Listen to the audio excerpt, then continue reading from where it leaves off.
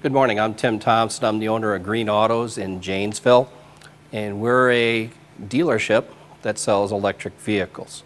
We have one in the parking lot, and contrary to the vehicles we've been discussing as alternatives, this one uses no gas.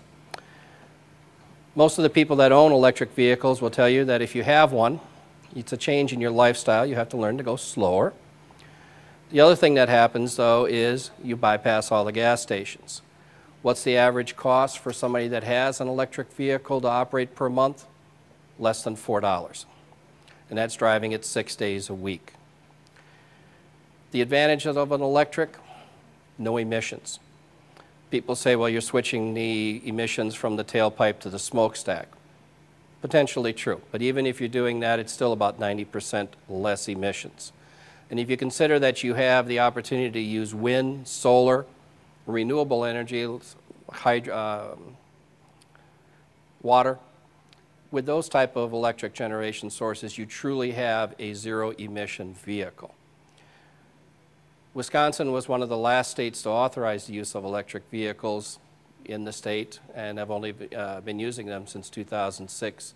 So the odds of you seeing one on the road are pretty slim.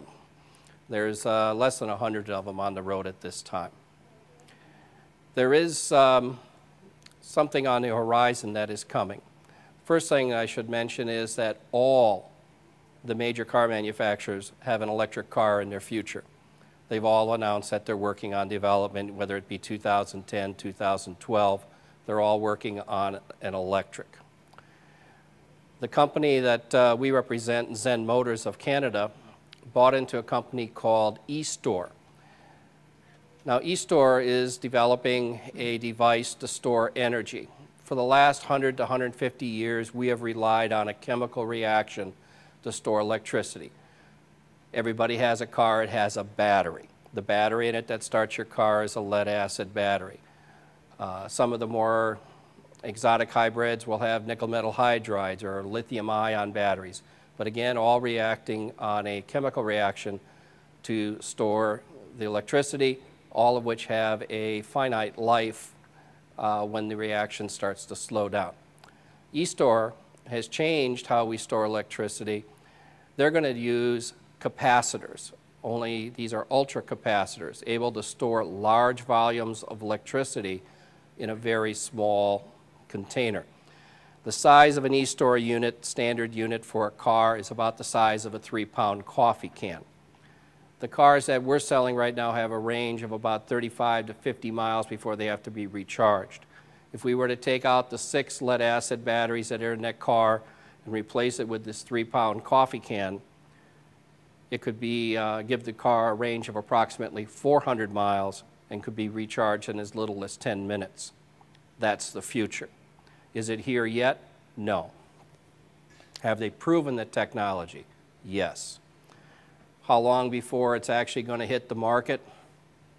Probably 2010, towards the end of it. But it has the capability of changing how we drive and how we use things like cell phones, laptops, anything that's powered by a battery. Is it going to take time to do this? Yes.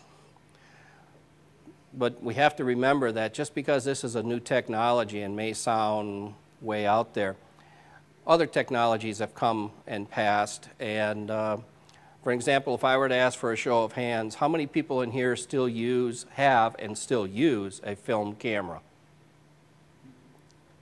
1. All right, if I were to ask that same question 25 years ago, how many hands would I probably see? Probably everybody. All right, and if 25 years ago I addressed this group and said, 25 years from now, you're going to have a camera that'll store 500 pictures in a little disc about the size of your thumb, I'd get the same looks. eStore is coming. When it gets here, whether it's 2010, 2011, I think you'll find electric cars are in our future, more and more so than today, and eStore is going to be the power pack of the future. Thank you.